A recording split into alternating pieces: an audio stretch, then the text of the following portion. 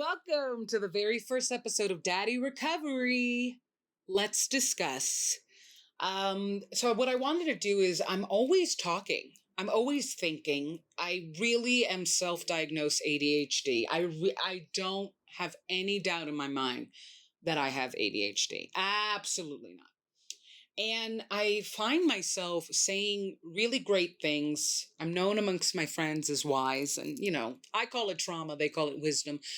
Um, and I just really want to gather these thoughts, especially because I've been suffering for the past 2 years from a very severe depression, and I'm too comfortable being hidden.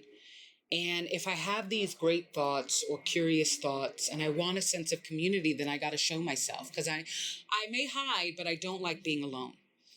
And today's episode is the backpack. So backpacking is what we call amongst my group of gals this moment in the relationship where men kind of switch from love bombing to bombing. It's right around the fifth or sixth mark, and suddenly they just toss that emotional backpack at our face and start revealing the cracks to their foundation, the cracks to their mental foundation, their emotional foundation. And you don't know if you necessarily saw it in the beginning, because that's the argument with women. We do have the tendency to turn red flags into pink because pink flags are more manageable. They're things that we can handle. And we're also trained. Something that I noted in my childhood. And remember, my dad was a bigamist. So my mother would tell me, an illegal one. He had a whole family hidden. So she's like, marriage is complicated. It's not easy. You have to compromise. And I think there was a little note of trauma talk when she said those things of she had lived a life. My father was not the first man to abuse her, to betray her. Absolutely not. But I think it's because he was the worst culmination of he was a horrible human being. Vicious, malicious, manipulative. And what was so dangerous and scary about him is that he could do it with a smile. He could charm his way out of anything. And when you're just a good human being, there's a feeling of a charming one will always outsmart you or always make you look bad.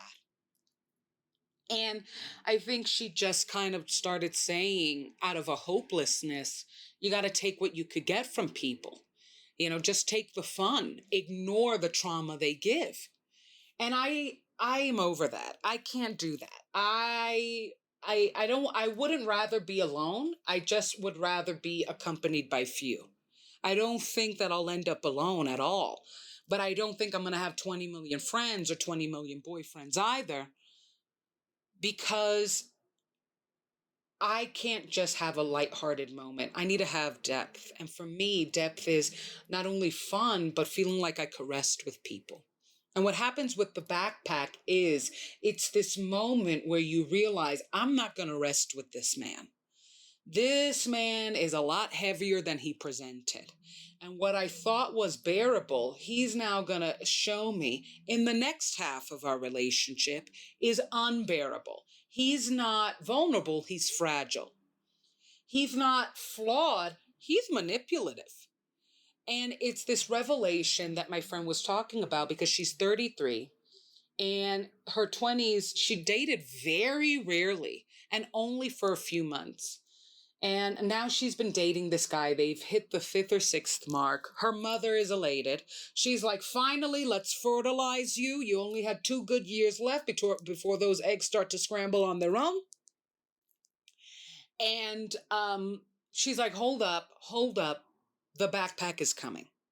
And everybody started laughing. What are you talking about? And she's like, the backpack is going to hit. It's this moment right around when everybody starts to get comfortable, including me. When you've told me you're going to make me your wife for the past 5 months, and then right around the 6th one, you throw the backpack. Suddenly you weren't going to make me your wife. And I'm like, you start revealing you might not even be husband material, because you have jealousy issues, and you never really showed me how jealous you could get. You don't like that I go out so much. Maybe I should start saying it. It's this backpack moment. And what I find so funny is that she was saying, I work on myself before I enter a relationship. I'm always working on myself. And there are moments when I withdraw myself from the dating world because I'm going to work on myself even more. And I'm going to work on my career, which makes me happier than any man has ever. And when I feel like it, I start dating again and I find somebody. And what I find is that men aren't working on themselves. They expect the relationship to unpack their backpack. And they expect women to kind of heal and build the parts of them that they can't or don't on their own. And the problem with that is, and this is what happened with my mother, we build these men and they become really great. And suddenly you don't. Suddenly you're disgusting. You're tired. And I say this happened to my mother and my friend because my father was, I don't, how do I put this politely? He was a hood rat. And I say that because, like, he was from the ghetto, he is ghetto, but at the same time, we have this tendency. I have never believed that ghetto is a location. I believe that ghetto is a behavior. I don't care. You don't have to be a demon just because you're from hell. Do you know what I mean? Like, and you don't have to be a saint just because you came from heaven. Look at Lucifer. This I think sometimes, and this is why I started Daddy Recovery, this was a sincere fear of mine.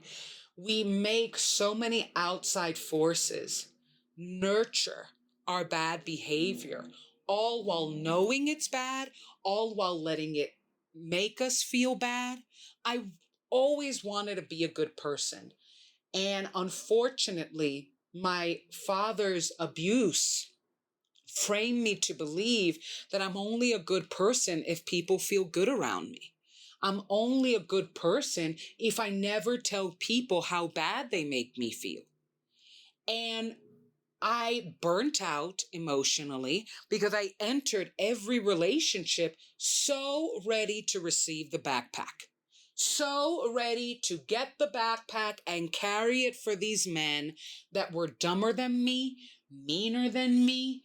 Like, I'm not dumb, I'm not mean, but when I dated them, I might as well have been because I was so erased in these relationships trying to empower somebody because my father made me believe you empower men, you build men, you do, and that's how a woman is built, by how far her man goes. And the worst part is, which is very typical of modern men, he would say women's rights, women's equality. I cheat on them. I steal from them. I lie to them. I verbally assault them. I commit psychological warfare against them. I make sure they are financially destitute. But I do support equal pay. I do. I hope that happens eventually. And sometimes I think men say those things because it's also like, when is it going to happen? I don't think it's going to happen in the next 100 years, or it might take 100 years for it to happen, and we certainly haven't started the process. There is a little bit of relief in being able to say kind things that you know won't happen. I really I wish for world peace.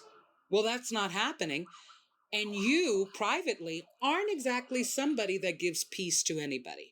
Not your community, not your family, not your partnership. But when you hear somebody speak about world peace, you're like, well, that must be a good person.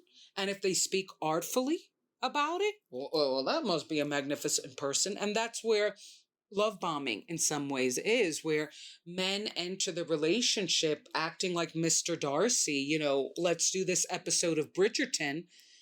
And then right around the 6-month mark, that backpack hits. And it's almost like they felt so comfortable dating you and making you their girlfriend, or making you their, unlabeled girlfriend, that now they're revealing how they want you to mother them. Because that's what she says. I don't want to be a mother. I don't want to take care of you.